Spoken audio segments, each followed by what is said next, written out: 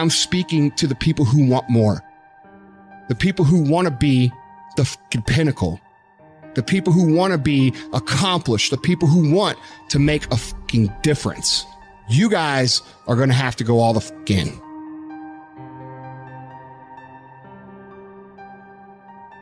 Make a 100% commitment to give the best effort you've ever given to outwork, out-improve, out-strategize, outlast like never before.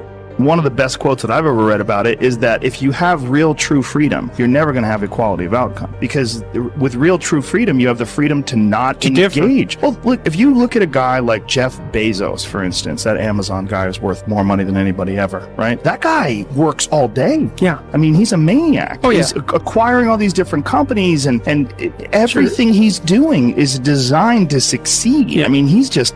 Well, that's what Gates just said, yes, too, in a recent interview. And I know some guys that are, they're in approximately the same universe as those two, and they just work all the time. That's all the time. Yeah. And they don't just work. They work so efficiently and so effectively and make use of every second in ways you can't even imagine unless you're in that sort of position. So, and, doing that doesn't mean that you will succeed, but not doing it certainly means that you will fail. Well, not doing it certainly means you will never achieve that level of success. So as you begin to look toward making this your decade, as you begin to look toward making your life different, as you begin to look at yourself, you've got to redefine yourself. Who are you right now? And who must you become in order to create what you want? What has to change about you? What is it that you're doing right now that would be a liability for you? As you begin to look toward the future and take inventory of yourself, what is it about you right now that you've got to leave this behind because this no longer fits? Looking at where you want to go and the kind of person that you must become, the kind of standards that you have for you. What is it that you must do differently? If you want to keep on getting what you're getting, keep on doing what you're doing. It makes sense unless you change your pattern. Unless you change the way you're thinking, unless you change your behavior, you're going to continue to produce the results in your life. See, all of us are winners, but some of us are producing results that we don't want. And so all you have to do is look at your game plan, look at your strategy. How is it that you have been being? What is it that you've been doing to produce this? See, you're the director, you're the producer, you're writing the script, you're the star of your life.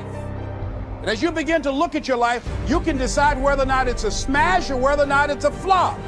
That's in your hands.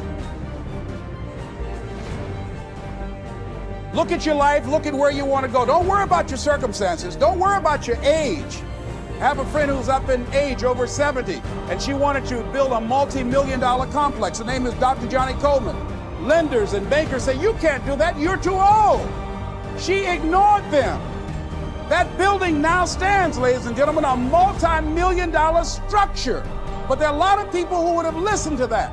There are a lot of people that would not have even gotten to that point. They would have talked themselves out of even going down to the bank to ask for it, because they've already said no to themselves. See, it's time now. If you want to make this your decade, you've got to start saying yes to your life. You've got to start saying yes to your dreams, yes to your unfolding future, yes to your potential, as opposed to saying no. See, 87% of our self-talk is negative.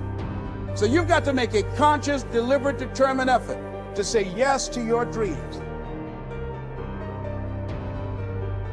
Why not? Why not me? Don't spend time like most people going through life complaining. Don't try and get on talk shows and tell everybody how life has done you wrong. Here's what's happening in the audience. 80% don't care, and 50% glad it's you. All right? So when you know that, you don't go around crying, oh, you know what they did to me, who cares? Get away from me before they come back.